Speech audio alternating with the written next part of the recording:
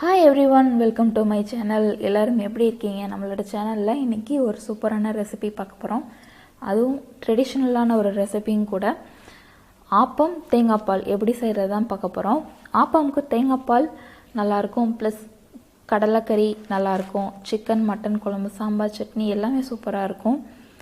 இந்த ஆப்பம் எப்படி செய்யறது, மாவு எப்படி ரெடி பண்றது, தேங்காய் பால் எப்படி ரெடி பண்றது, ஆப்பம் எப்படி ஊத்துறது எல்லாமே இந்த வீடியோல பார்க்க போகிறோம்.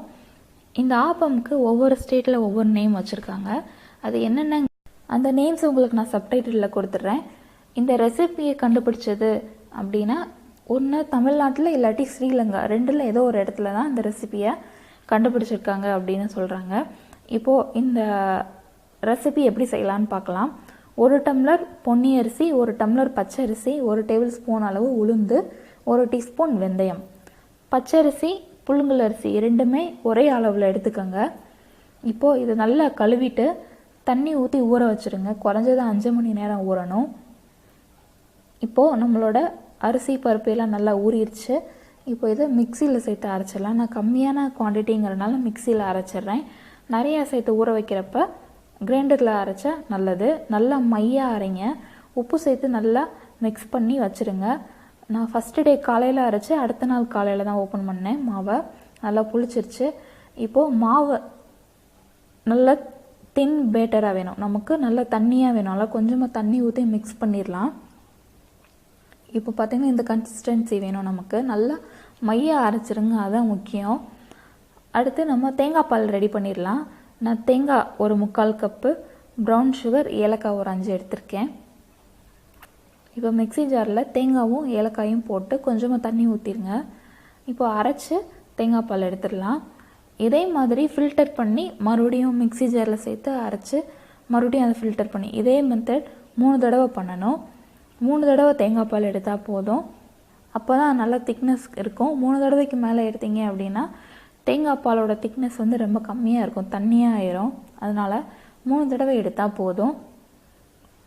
இந்த மாதிரி ஒரு வடிகட்டி வச்சு ஃபில்டர் பண்ணுங்கள். அப்படி இல்லாட்டி ஒரு வெள்ளை நூல் துணி இருந்துச்சுன்னா அதில் அந்த தேங்காயை போட்டு அந்த தேங்காயிலேருந்து வர பாலை ஃபில்டர் பண்ணி ஒரு பவுலில் எடுத்துக்கோங்க.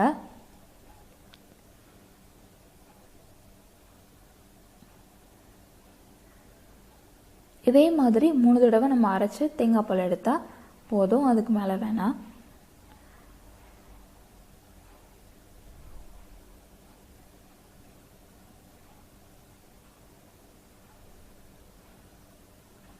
இப்போ நம்மளோட தேங்காய் பால் ரெடி ஆயிடுச்சு. இந்த திக்னஸ் இருந்தால் போதும். இப்போ தேங்காய் பாலுக்கு அளவாக சுகர் சேர்த்துக்கலாம். உங்களோட இனிப்பு சுவைக்கு ஏற்ற மாதிரி நீங்கள் இனிப்பு சேர்த்துக்கோங்க. ப்ரௌன் சுகர் சேர்த்தனால கொஞ்சம் லைட் எல்லோ கலரில் இருக்கும் அந்த தேங்காய் பால். சுகர் நல்லா கரையிற வரைக்கும் நல்லா மிக்ஸ் பண்ணிடுங்க. இப்போ நம்மளோட தேங்காய் பால் ரெடி ஆயிடுச்சு. இப்போ நம்ம ஆப்பம் ஊற்ற போயிடலாம். நல்லா அடிகனமான பாத்திரம் எடுத்துக்கோங்க, அப்போ தான் ஆப்பம் நல்லா வரும். நான் இண்டோலியம் அந்த வடைச்சட்டி தான் வச்சுருக்கேன் ஆப்பம் ஊற்றுறதுக்கு. இப்போ ஃபஸ்ட்டு மாவு நல்லா சுற்றி ஊற்றிடுங்க. ஊற்றிட்டு அந்த இது சூடு ரொம்ப இல்லை அப்படின்னா கையால் நம்ம எடுத்து சுற்றிக்கலாம். அந்த மாதிரி எல்லா சைடும் ஒரே மாதிரி ரவுண்டு வர மாதிரி சுற்றிக்கோங்க. சுற்றி மூடி வச்சுடுங்க. கொஞ்சம் நேரம் கழித்து ஓப்பன் பண்ணி பார்த்தீங்க அப்படின்னா நம்மளோட ஆப்பம் சுற்றி நல்லா முருகலாக நடுவில் நல்லா ஸ்பாஞ்ச் மாதிரி ரெடி ஆயிடுச்சு. நம்ம ஆப்பத்தை பேன் கேக் அப்படின்னு கூட சொல்கிறாங்க.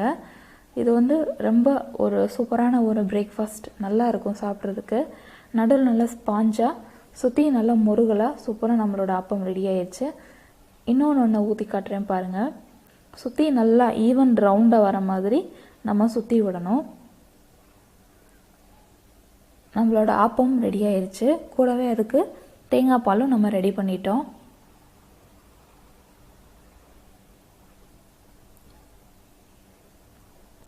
நல்லா ஹோல்ஸ் வரணும் மாவு ஊற்றுறப்ப, அப்போ தான் மாவு நல்லா புளிச்சு நல்ல கன்சிஸ்டன்சியில் இருக்குது அப்படின்னு அர்த்தம். நம்மளோட ஆப்பம் தேங்காய் பால் ரெடி ஆயிடுச்சு.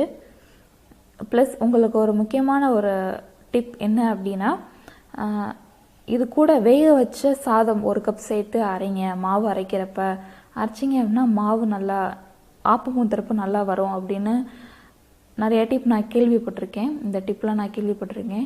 அந்த மாதிரி ஒரு தடவை நான் ட்ரை பண்ணப்போ சரியாகவே வரலை, ஆப்பமே வரலை. அதனால தயவு செஞ்சு வேக வச்ச சாதத்தை அதில் சேர்த்து மாவு அரைச்சி ஆப்பம் ரெடி பண்ண வேணாம். புழுங்கல் அரிசி, பச்சரிசி, உளுந்து, வெந்தயம் இந்த 4 மட்டும் போதும், சாதம் சேர்க்க வேணாம். இந்த வீடியோ பிடிச்சிருந்துச்சு அப்படின்னா இந்த வீடியோக்கு லைக் கொடுங்க, இந்த சேனலை சப்ஸ்கிரைப் பண்ணுங்கள். தேங்க்ஸ் ஃபார் வாட்சிங்.